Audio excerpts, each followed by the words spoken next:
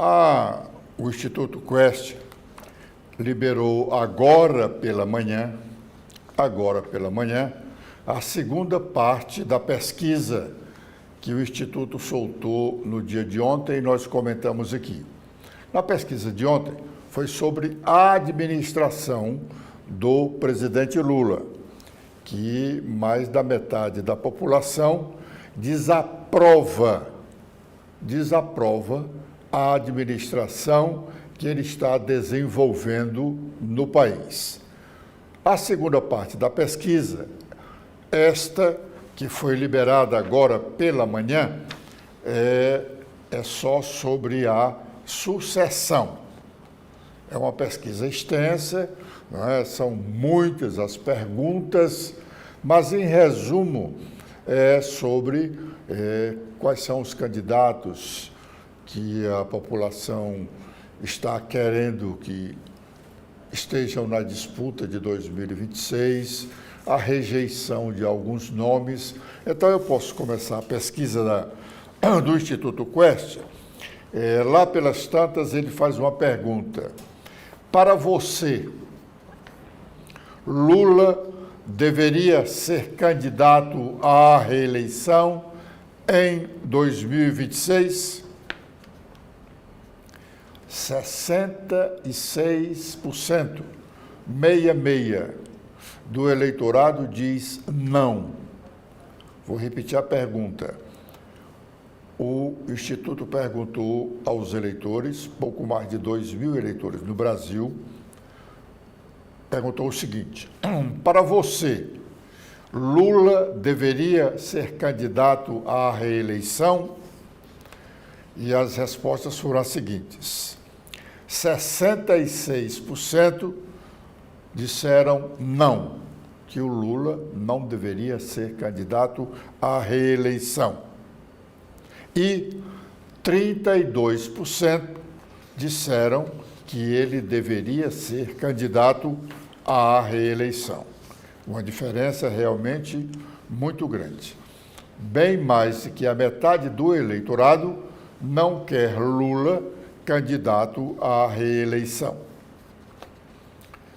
O Instituto perguntou também: o que te dá mais medo? Perguntou ao eleitor. O que te dá mais medo? Lula continuar ou Bolsonaro voltar? 45% dos entrevistados disseram que o que dá mais medo, 45% disseram que o que dá mais medo é Bolsonaro voltar. Mas 40%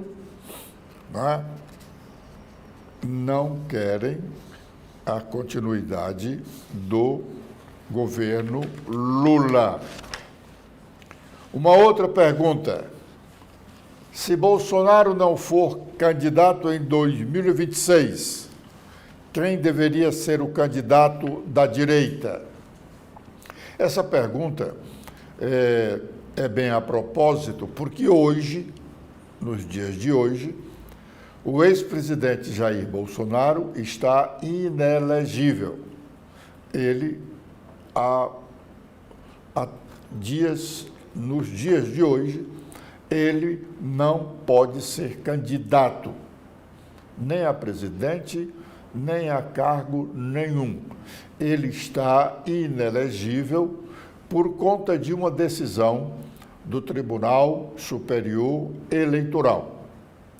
A pergunta vem a propósito porque, de repente, o entendimento do Tribunal Superior Eleitoral pode mudar e garantir a elegibilidade do ex-presidente Lula.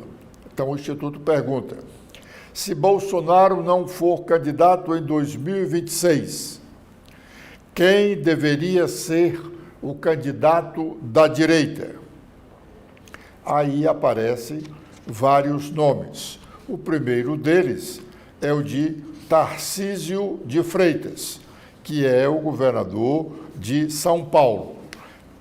17% do eleitorado disseram que o candidato deveria ser o Tarcísio de Freitas. 16% disseram que deveria ser a Michele Bolsonaro, ex-primeira-dama. E 11% disseram que devia ser o Ratinho Júnior. Os demais têm menos de 10 pontos percentuais. A outra pergunta: intenção de voto para presidente.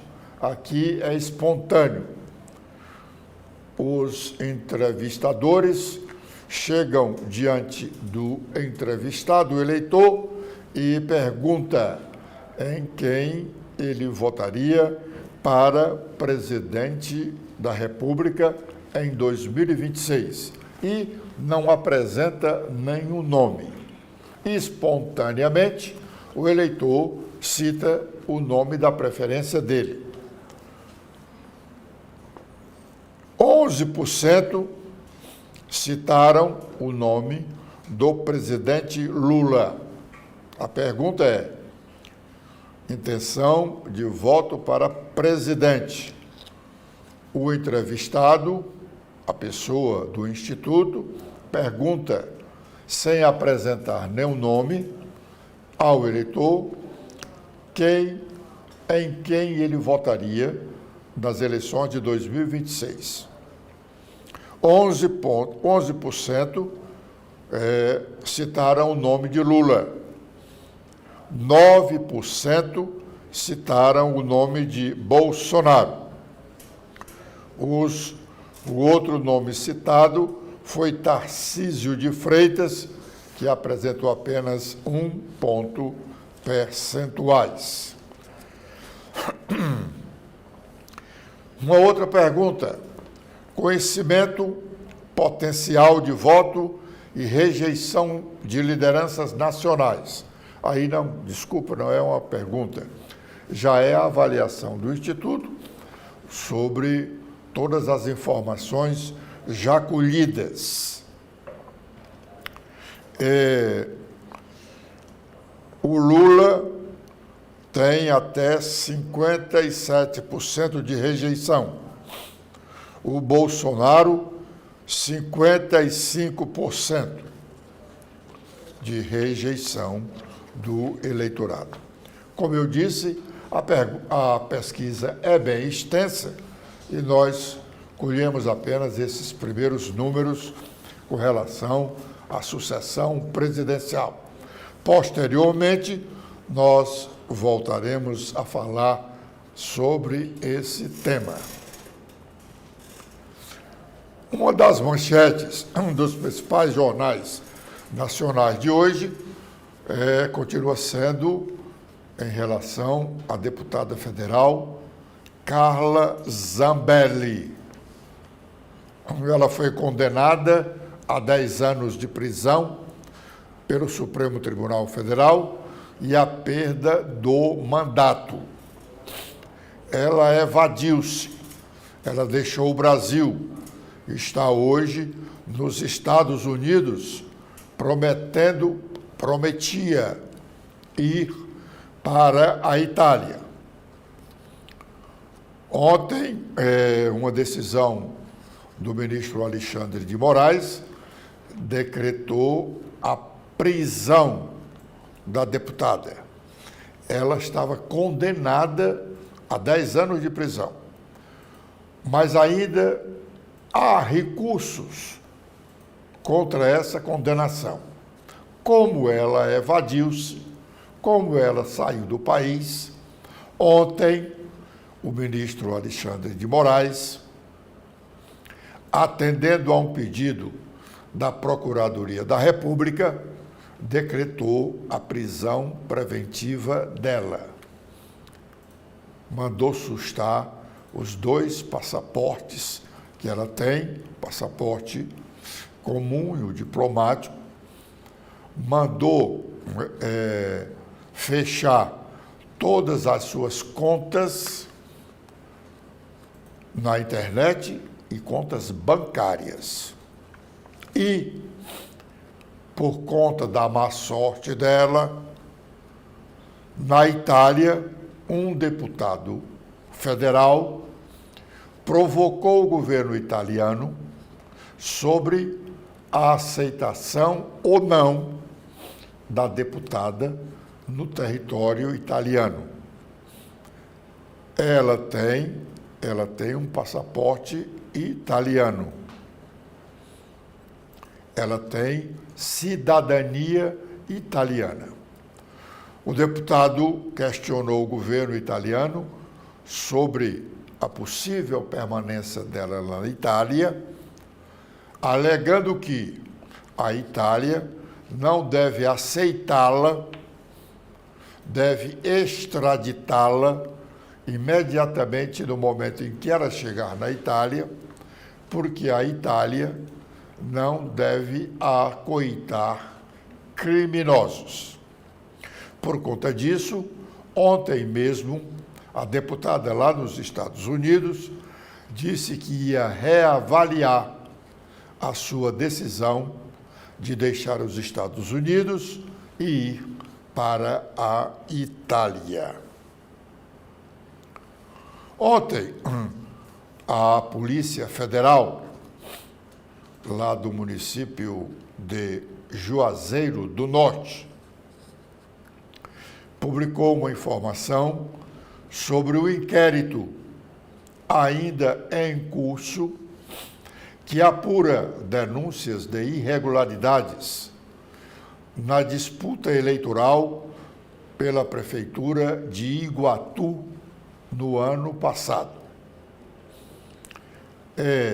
Compra de votos, ações contrárias à legislação eleitoral e envolvimento de representante de facções criminosas na disputa naquele município. E convocava, inclusive, o atual prefeito, Roberto Costa Filho, a prestar depoimento, porque ele é um dos principais investigados nesse caso, da compra de votos, gastos de campanha não contabilizados na prestação de contas à Justiça Eleitoral e outras mazelas. Um trecho do inquérito policial diz o seguinte: a Polícia Federal, isso aqui é um texto nosso, a Polícia Federal chama o prefeito de Iguatu, Roberto Filho, a prestar depoimento no inquérito em que ele está sendo indiciado por alguns crimes na esfera eleitoral e ainda como integrante, a Polícia Federal diz que o prefeito eleito Roberto Filho integra uma quadrilha. Ele está relacionado como integrante de formação de quadrilha. Agora sim, diz uma parte do inquérito: o presente inquérito policial foi instaurado após retombamento do inquérito número 479-642 de 2024, oriundo da Polícia Civil em Iguatu, Ceará, em face de requisição da promotoria da 13ª Zona Eleitoral, com o objetivo de apurar supostos indícios de prática de crime eleitoral conexos com o crime de organização criminosa na cidade de Iguatu, envolvendo os investigados Tiago Oliveira Valentim, Carlos Roberto Costa Filho, entre parênteses, eu estou colocando, que é o prefeito, e Márcia Rúbia Batista Teixeira, dentre outros. Assim, considerando os elementos de prova trazidos aos autos, especialmente as oitivas e análises das imagens de câmara de CFTV, bem como relatórios técnicos recebidos do Departamento de Inteligência Policial da Polícia Civil, têm-se confirmadas as hipóteses criminais de cometimento dos crimes dos artigos 301, 332 e 350 do Código Eleitoral e artigo 288 do Código Penal, em relação aos indícios do cometimento do crime previsto no artigo 350 do Código Eleitoral, falsidade ideológica eleitoral, tem-se como indícios consistentes de despesas não identificadas no processo de prestação de contas do candidato Roberto Filho, que é o prefeito eleito.